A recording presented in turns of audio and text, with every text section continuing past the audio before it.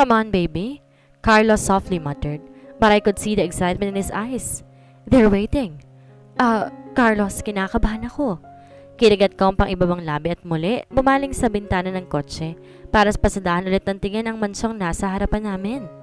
Nag-agaw ng liwanag ang dilim pero maayos ko pa rin nakikita ang kabuuan ng bahay. Wala nagbago at mukhang naalaga ang mabuti.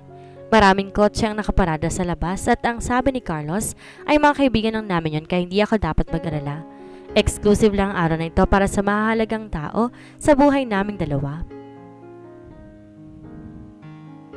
They will be happy to see you again, Arya. Come on, please. Stop overthinking, Mimi, Papa, hindi ba po ba tayo bababa ng car? Sabay namin nilingon si Asher hindi na mapakali sa kanyang upuan. At kanina pa kami hindi makapaniwala na ganito kalaking bahay ang naghihintay sa kanya. Papa, sure ka po na house natin to? Hindi tayo caretaker? Tanong pa niyang muli. Umawang ang labi ni Carlos at pareho kaming natawa ng malakas. Na magkaroon ako ng sapat na tapang, bumaba na kami ng sasakyan. Mabilis naman alerto ang ABC at kinuha mga gamit namin sa compartment. Mula dito sa labas, dinig na dinig namin ang malakas na tugtugan mula sa loob ng mansyon, kaya mas lalo pang dumoble ang kaba sa loob ng aking dibdib. Si Carlos ang nagbuhat kay Asher dahil alam niyang wala ako sa sarili sa mga oras na ito. Makikita ko na ulit sila. Si Mommy Kalyana, Ate Chantal, Louie, Lay, Dewey, Manang Yeta at maging mga magulang ni Carlos. May konting kirot sa puso ko nang maalala ko ang kapatid ni Carlos sa matalik kong kaibigan. I wish you were here, Aya. I hope you'll get the justice you deserve as soon as possible. May tatlong katulong na sumalubong sa amin at nagulat pa nga na makita ako. Literal silang di nakagalaw sa kakinatatayuan at muntik pang hindi kaagad makabalik sa katinoan kung hindi lang sumigaw si Carlos. Sir, Ma'am! Sabay-sabay nilang pagbati at yumuko pa. Gustuhin ko mang umiti hindi ko magawa dahil habang pumiputik ang segundo, mas lalo ko nararamdaman ang matinding kaba. Nag-angat ako ng tingin kay Carlos, nangawakan niya na mahigpit ang aking kamay. He nodded his head at me as he flashed a grin on his face, reassuring me that I had nothing to worry about. Naputol pa ang titigan naming dalawa nang bumukas na ang double doors at ang kauna-unang sumalubong ay si Louie. He was holding a glass of wine in his right hand. Bro, ang tagal mo. Kanina ka pa, Arya? His eyes widened in shock as he froze. I was about to greet him when suddenly I heard familiar voices. Maingay silang lahat nang salubungan nila si Carlos. Pero namutawi ang katahimikan na makita kung sino ang kasama niya. Everyone was flabbergasted when their eyes darted at me. Lahat sila'y awang ang labi nakatingin sa akin at ang anak ko na tahimik lang din na nakamasid sa kanila.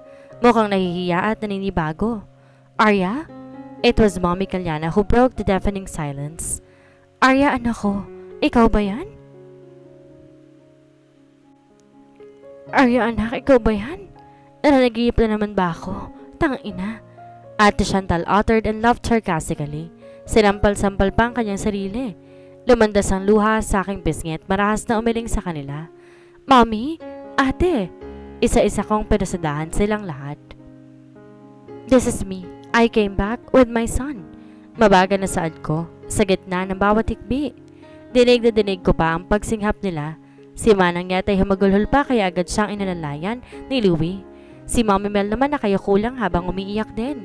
Buong akala ko'y makakatanggap ako ng masasakit na salita o hindi nila ako tatanggapin. Ngunit nagulat ako nang tumawa si Carlos. Hindi niyo ba na-miss ang baby ko? Ayaw niyong ihag. Mapaglarong tanong niya at manglilingunin ko siya nang sabay-sabay nila akong dambahin ng yakap. Arya! They all shouted in glee, and despite my unshed tears, I hugged them back. That night was full of bliss. I never felt so alive and complete again. Everleigh didn't come as expected. I messaged her na nakabalik na ako sa mansyon at nangako naman siya na bibisitahin ako sa sunod na araw kapag hindi na siya busy. Nung ipakilala ko nga silang lahat kay Asher, ay halos hindi na nila tinantanan ng anak kong bidang-bida rin sa usapan. Nagpapasalamat din ako dahil di nila ako pinilit na magkwento at kontento na lamang sila kung ano nga ang kaya kong ibahagi sa kanila. Pagkatapos ng salusalo, nagpa siya na rin magpaalam si Dewey kahit may kailangan pa raw siyang gawin at maaga pa ang biyahe nila pabalik ng Quezon. Inatid naman siya ni Carlos at Louie sa kanyang kotse at naiwan naman sa loob si Ate Chantal. Mommy Kalyana, If I have free time, I'll visit you again here. Sambit niya sa akin. Sus, kilala kita, Dewey. Sinasabi mo lang yan para makalimutan namin yung 10,000 pangako ni Allen Cayetano. Sabat naman ni Louie kaya agad siyang binatukan ni Carlos. Sa iyo pa talaga nang galing yan, ha? Sino ba rito yung nakita ko nakapila sa pinamimigay ng 5,000 pinapamigay ng mga kandidato? Bawi naman ni Dewey. O bakit? Biyaya yun na. Hindi ko naman sila iboboto. Kung makaasta ka naman dyan, parang gipit na gipit ka. Kulang pa ba ang pinapasweldo ko sa'yo? Carlo asked. Oo, kulang na kulang pa talaga. Miss na miss kita. Ouch! Balik ka na. Aray, nagbibiro lang eh. Nakasimangot pang reklamo niya. Nambigyan sa ulit ng tig-isang batok ni Carlos at Dewey. How, Louie? Akala mo ba nakakalimutan ko yung mga katarantadong tinuro mo sa akin na nakaraan, ha? Silapak siyang muli ni Carlos at kumunot naman ang noo ng lalaki. Nagmamaang-maangan pa. What's that? Natatabang tanong ni Dewey. Carlos glared at Louie first. Umiwas ng tingin ng huli at pasipol-sipol pa. The fucker taught me some millennial words. I thought it was good and it will make my Arya impressed, but it turned out wrong. She was fucking turned off at me. Natawa ako rin at napailing. Naalala ko yon. That freaking... I don't know. I don't care. Nanlaki ang butas na ilong ni Louie at tinuro ang kaibigan. Oy, hindi totoo yan, ha? Huwag mo ako mapagbintang-bintangan dyan, ha? Never ako naging tarantado sa buhay ko. Huwag niyo ako igagaya sa inyo. Makahulog ang aniya dahilan para mawala ang isa ng dalawa. Carlos shrugged his shoulders and raised his hand as if he was surrendering. Ay, sorry, I'm a changed man now. Ewan ko lang sa isa dyan. He glanced at Dewey. Oh, bakit naman sa akin napunta ang usapan? Sumimangot ang lalaki at ngumuwi. Uuwi na nga ako. Ayan, duwag ka na naman. Lagi kang siwakot kapag nasa ng usapan. Namamaga sana yung bayag mong hayop ka. Louie hissed as we followed Dewey walk towards his car. I wanna lay you down on a bed of roses. Pagkanta ni Louie and I stopped myself from looking hard. I saw Dewey freeze for a while and gave Louie a deadly stare. Kumakanta lang, pre. Ani Louie and continued humming the song. Just gonna stand there and hear me cry? Well, that's alright because I love you the way you lay. Love the way you lay. Pagkanta rin ni Carlos kaya mas lalo pang sumama ang timpla ng mukha ni Dewey. Padabog niyang binuksan ang pinto ng kanyang kotse. Pero bago pa siya tuluyang pumasok, pinarinig ko muna sa kanyang entry ko. Chantal ka na naman. Tinusok-susok ang aking puso. I sang. I saw Carlos let out a dreamy sigh as his lips formed into a proud smile. Maging si Louie ngumisi na rin sa akin at kumendat. Ilang ulit na bang iniiwasan? Di na natuto. Sabay-sabay na pagkanta pa naming tatlo. Ibinaba ni Dewey ang bintana ng kanyang kotse at gigil na pinakita ang middle finger. Tantaran niyo ako mga tarantado. Kumatit mamamantal sana yung mga itlog ninyo. Sigaw niya sa amin bago pinaharulot palayo ang kanyang sasakyan. Tawang-tawa pa rin kami hanggang sumakabalik sa loob ng mansyon. Naabutan namin si Ate Chantal nakikipaglaro kay Ashi sa living room at ang matatanda na may naghahanda na sa pag-alis. It's getting late. Bakit hindi lang po kayo rito magpalipas ng gabi? Mahina ang tanong ko kay Mommy Kalyana at Mommy Mel. Samang-ayon naman si Manang Yeta. Tama si Arya. Ihanda ko ng tutulugan ninyo kung gusto ninyo. Agad nang umiling si Mommy Mel. As much as I want to, I can't.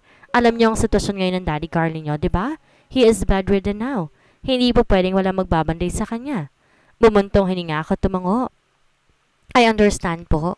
Tugon ko at bagyang umiwas ang tingin. Sa totoo lang hanggang ngayon, hindi ko pa rin alam kung paano siya pakikitunguhan. Lalo na nga't nalaman ko kay Carlos na ang mga magulang pala niya ang nagpakana ng peking kasal. My daddy did not even know that. Maging si Carlos o sino man sa paligid namin, wala nakakaalam. Sila mag-asawa lang. Ikaw, Mommy, Ate Chantal? Binaling kontingin sa kanila. Mabilis nang umiling ang dalawa. I have an important meeting tomorrow sa Cebu. Maaga akong aalis.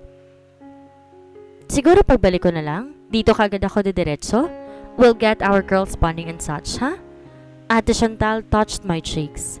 So I nodded my head. Oh, I understand, ate. Hindi ko naman kasi alam na uuwi ka. Ang sabi lang ni Carlos, simple dinner lang. If I only knew, edi sana kinancel ko ang appointment ko for 1 month. She glared at Carlos. Carlos sighed.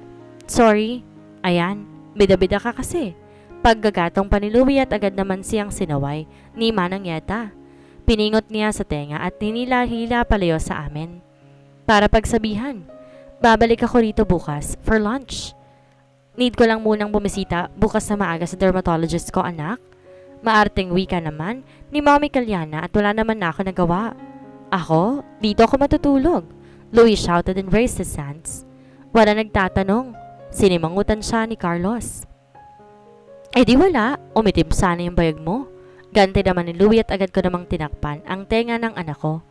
Tumigil nga kayo mga itlog. May bata rito oh. Singhal ko pa sa kanila.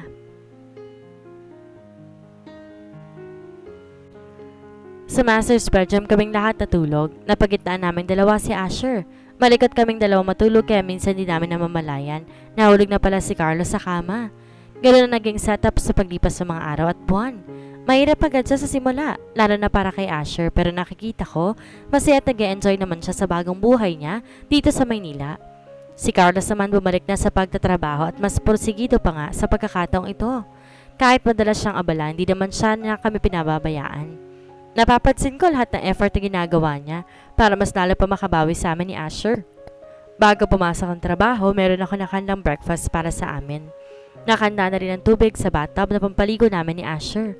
Hindi rin siya nakakalimot at tumawag para kumustahin kami o di kaya mag-update kung ano nga ang ginagawa niya. Sinong kasama niya o kung anong oras siya uuwi. Sinisigurado niyang sapat na oras ang binibigyan niya sa anak namin at maging ang ina na rin sa akin. Di naman ako naghahangad ng kahit ano sa kanya. Lalo pa nga at alam namin pareho kung anong estado ng relasyon naming dalawa. Kahit minsan pinagtabuyan ko siya o hindi ko pinahalata sa kanya ang nararamdaman ko. Nandyan pa rin. Siya, hindi napapagod, hindi nagsasawa. I know for some of it was just the bare minimum. Totoo naman, pero para sa akin malaking bagay na yon. Lahat ng ginagawa ni Carlos malaking bagay para sa akin. Natuto siyang makinig, umunawa na mas malalim at mas naging bukas ang puso't isip niya sa pagbabago. At ganun din naman ang ginagawa ko. I was back from my reverie when I felt something soft touch my exposed shoulders. Mula sa wine na hawak ko ay nagbaba ako ng tingin sa aking magkabilang balikat at nakita ko ang jacket ay pinatong ni Carlos mula sa aking likuran. He covered up my white satin nightdress. It's late now. Why are you still here on the veranda? He asked me in his husky voice. He was still wearing his corporate suit. It's just that wala ng kanyang coat at ang puting long sleeves na lamang ang natitira. Bukas ang 3 butones niyon, kaya lantad ang kanyang matitipunong dibdib. Nakarolyo din hanggang sika umanggas at halos mapamura ko sa isipan kung paano pa rin siya napakagwapo kahit magulong kanyang buhok at namumungay na mga mata sa pagod. I glanced at my wristwatch. Mag-aalas 12 na ng gabi. Why are you still here? Did something happen when I'm gone? Nag-aalala niyang tanong kaya naman hinarap ko na nga siya ng tuluyan. What? Wala naman. I was just thinking of something. I gave him a reassuring smile but he did not buy it kaya tumawa ako. Come on, Azzy. Wala nga. Kanina ka pa ba nakauwi? Sumandal ako sa terrace habang hawak pa rin ang baso ng wine.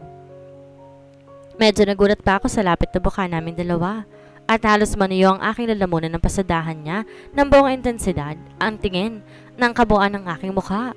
I could see the adoration in his eyes. As if I was the most amazing and most unique painting he had ever seen in his whole existence. It made my heart extremely flattered. He took a deep breath before he pursed his lips. See? Hindi mo nga alam na dumating na ako at kanina pa kita tinatawag. Come on, Arya. You can tell me. Is there something bothering you, baby? Mumuntong hininga ako, hudyat ng pagsuko. Fine. Mukha namang wala rin akong oras sa isang to. I looked at him straight in his eyes. I was just thinking if I should start working again. Marain kong kinagat ang pang ibabang labi. Akmang iiwas ako ng tingin pero mabilis niyang nahuli ang aking baba upang ibalik ang aking mga mata sa kanya. And he urged me to continue working. Wala naman, I just realized that I'm going to be 30 but I still have no achievements of my own. I told him that making his forehead creased. What do you mean? Can you elaborate more, love? He asked softly. Muli akong bumuntong hininga at nagsimula magpaliwanag sa kanya. It's just that everyone around me are already successful. Ikaw, si ate, si Louie, si Dewi o maging si Lay. Lahat kayo meron ng pinagkakaabalan sa buhay. Lahat kayo may sarili-sarili ng negosyo na pinagkakakitaan. Pero ako, eto, nasa bahay lang. Wala pa maipagmamalaki. I have nothing against if you decide to work again. Wala naman akong karapatan na pagbawalan ka dyan. At ikaw lang ang pwede magdesisyon sa buhay mo, Chan. Now what's stopping you from doing those things? I swallowed hard and bit my lip. Naisip ko kung sino mag-aalaga at magbabantay sa anak natin. Kung pareho tayo magtatrabaho, baka mawalan tayo ng oras sa kanya at natatakot ako, Azzy. I don't want to be afraid. I don't want to be a failed mother. I'd rather give up my own dreams than... Shh! Don't say that. Carlos cut me off and shook his head. You can still be the best mother without sacrificing your dreams, Arya. You have me. We will compromise. We won't fail for our son. He brushed my hair up using his fingers. But I wanted to take everything slowly, Arya. Hindi mo kailangan ma-pressure sa mga tao sa paligid mo. Bawat isa may kanya-kanyang kahulugan na salitang pagiging successful. And we all have a different timeline in life. It doesn't mean na marami na na-achieve ang mga tao sa paligid mo ay nahuhuli ka na. Hindi ito karera. Hindi mo kailangan makipagpaunahan. Paliwanag niya at taimtim lang ako nakikinig. Some people become successful at a very young age but died or retired early. Some people became successful in their late 40s and continued to discover other amazing opportunities. Some are still working hard, striving every day, and taking things step by step. You see, it's not about the age. It will always be the willingness to chase your dreams no matter how hard or how long the process it will be. You have to be patient.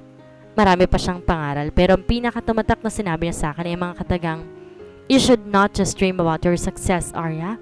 You should work hard for it. I was kind of pressured, that's true. Pero dahil sa mga sinabi ni Carlos, mas naliwanagan ako. Tinanong din niya ako ng plano ko at walang pagdadalawang isip ko yung sinabi sa kanya. When I said I wanted to establish my own name in the business industry, he was very happy and proud of me. Noong sinabi kong wag sana niya akong tulungan dahil gusto kong tumayo at makilala ng sarili kong mga paa, di naman sa tumutol. In fact, sang-ayon siya doon. Hahayaan niya ako di papakialaman, pero igaguide pa rin niya ako kung may tama o mali sa ginagawa ko. He would just give suggestion, advice, or strategy and that's it.